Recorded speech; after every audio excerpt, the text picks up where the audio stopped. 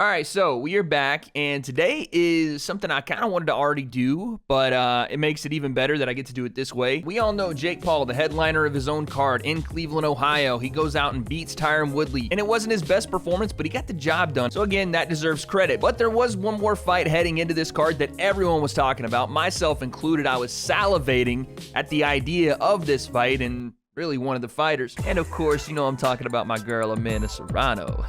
That's a joke. Amanda had a great performance, so did her opponent. But of course, I'm talking about Tommy Fury and Anthony Taylor. Anthony Taylor was kind of there as an afterthought, but the real headlines were Tommy Fury beats Anthony Taylor in epic fashion. Jake beats Tyron Woodley.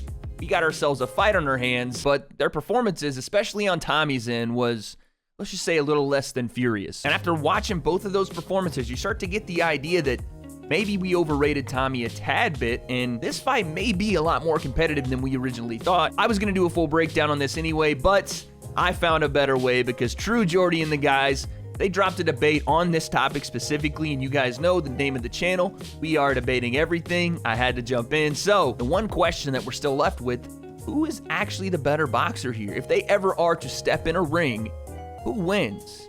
Jake Paul or Tommy Fury? Breakdown.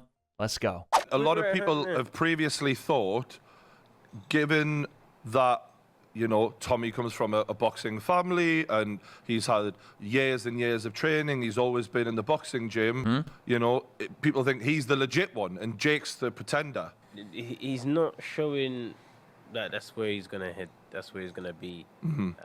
His progress, I don't know, the pace is very slow. He is getting better, but not quick enough. Telegraphing his punches, looking a bit too muscle-bound even. Defenseless when punching is a key thing as well. You're supposed to have an element of defense every time you throw a punch, expecting something to come back. I like what Vidal says right there, because when you watch Tommy Fury against Anthony Taylor in that fight, you watch him against Jordan Grant in that fight, when Tommy starts throwing, he's not very defensive. And that doesn't mean that he's offensive to the point where he's getting cracked and dropped, but he is getting hit, and he's getting hit hard. Anthony's not a boxer, right? So I'm not insulting the man by saying he's not a very good boxer, because he's not a boxer at all. And he still is out there catching Tommy with big overhand rights. You should not be taking those shots to begin with. Tommy is a very, very young fighter. And if he keeps getting hit like that from guys that can actually crack, that are actual good boxers, it's not going to be a long career. There won't be any more boxing. There'll be no more Love Island. He'll be on fucking Gilligan's Island trying to remember what planet he's on. He has to learn how to be a better defensive fighter. He just has to.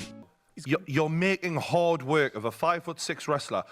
Tommy came in 179 pounds, built like a fucking brick shithouse. This other lad looks like he could legit make 155 pounds. Geordie's right, because Anthony Taylor fights at 155 in the MMA world. He might even fight at 145, or at least have a couple of fights at that weight. If you can win and lose at the same time, he's just managed it. Kid's a tiny mate. If you got either of you two went in there, you'd have chewed him up like a fucking trash can that he is. Like you say, if you can't look good when they're feeding you cans, then when can you look good? Because the last fight, this isn't a one-off, lads. Like the last fight, everyone moaned that he was fighting a guy with 120 fucking defeats or whatever it was. So they switched him up against a tough guy, but not a good boxer, and he struggled with him as well. I think Jordan Grant's a better boxer than Geordie's giving him credit for here. I think he is.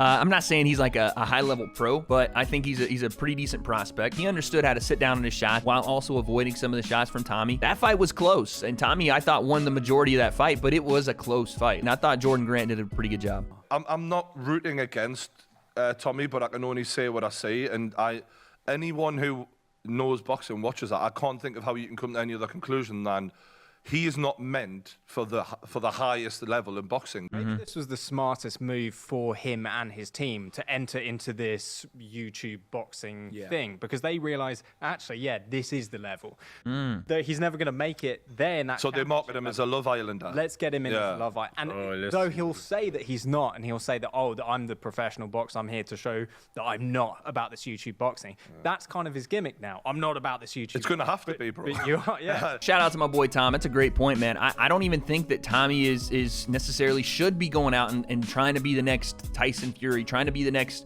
world champion. His actual boxing debuts, not that he hasn't been fighting in gyms and training all his life, but his debut even as an amateur, he is a little late to the party. His pro fights have been, like we've said, not as desirable, right, as a guy that you would think is a prospect, like take Vidal, for instance. When they give him tomato cans, he goes in and shuts them down. Like, he knocks these fools out, or he just mesmerizes his opponent with the speed, the elusiveness. They should just basically grab a pen and paper because they're not going to hit him, so they might as well just take some fucking notes. That's what a prospect should do, and Tommy is really struggling to do that. If we were to compare Tommy today to Logan, for example, against Floyd, would you say Logan's technical ability?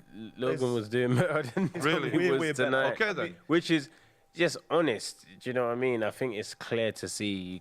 You can watch both and say, you know what, Logan looked better. Listen, when they talk about Logan and Tommy, what the differences were, and people don't like to hear that Logan did better against Floyd than people thought he would, but he did establish that jab. Yeah, he was, clinching Floyd a lot, especially in the later rounds when he was tired.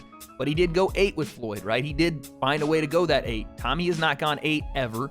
Tommy was having a rough time, not even keeping his range, just establishing it, right? He was really having a rough time of just continuing to stay at a certain range. He was in, and he was fully in, getting rocked with punches just to throw some back. Whereas Logan, was a little bit more measured, and if he did want to throw a big right hand, he knew that, okay, I'm touching him with the jab, I'm in range, I'm a lot taller than he is, so now I know this is where I need to fire from. I can't just be in close quarters combat and trying to fight in a phone booth with Floyd Mayweather. But the gas tank, the poise, and again, the ability to establish reach from Logan continuously did put him in a better light than Tommy looked against Anthony Taylor. So yeah, I gotta agree. It's all arm punches with Tommy Fury. There's no real timing with these punches when they're delivered. It's the technique's not there.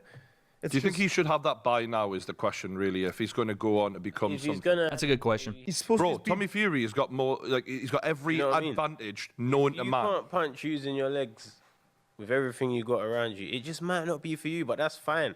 But sometimes you just have to accept that. Listen, they're not wrong, man. And again, you're talking about two professional boxers when you talk about Lawrence and Vidal. They're both saying the same thing. It's that Tommy should have at least a basis to look at and say, okay, this guy has this. Just because he has the last name, just because he has all the facilities and the amenities, and his older brother is one of the greatest ever, and yes, he has skills, he can box, but it may just not be on the professional level, at least not the highest professional level. And you could say the same things about Jake. He is making some of the same mistakes, he is not improving in certain areas, and we got to see that more as he got an 8-round fight under his belt. But Jake's only been doing this for 3 years. Apparently, Tommy has been doing this for, let's just say 16, 15 years. And I don't know how consistent he's been, but we are still seeing those same issues and those same deficiencies in his game. To a certain extent, you got to have a little bit of that tough love and say, listen, this might not be the route we need to go.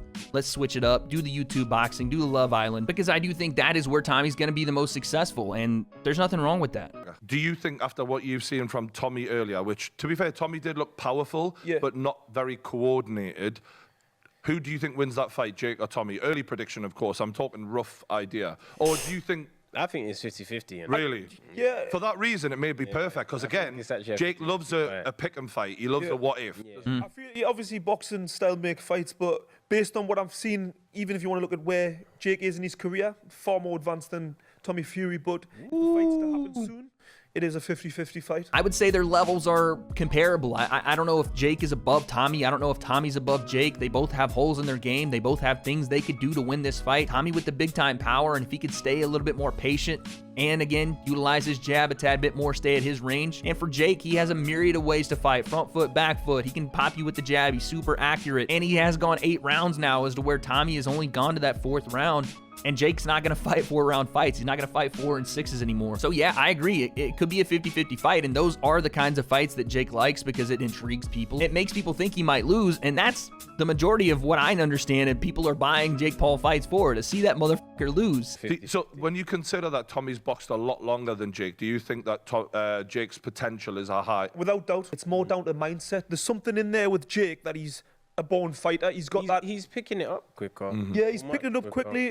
But just it's his mindset, which I appreciate. Like, he's getting hurt and he's so calm under pressure. Like, It's a great point. And after being hurt, come out and it didn't faze him. Whereas even if we were talking about the previous fight with Tommy Fury, there was times where he didn't look very comfortable and he wasn't really dealing with it very well. That's a fair point from Lawrence, man. He's made some great points here. There's that fighter mentality in those big pressure moments. They almost rise more to the occasion. Experience can teach it.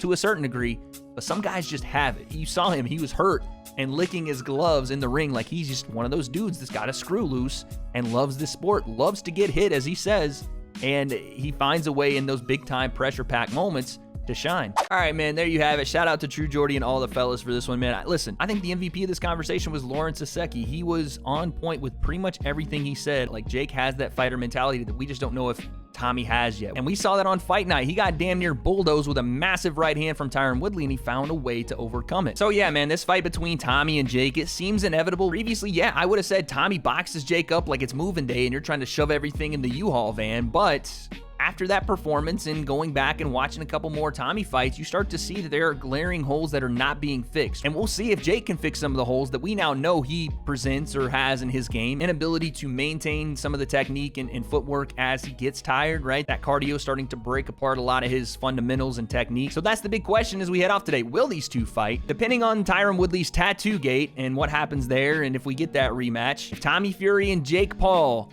put on those gloves, lace them up, and step in that ring, who wins? I have a feeling, especially in early 2022, I guess we'll find out.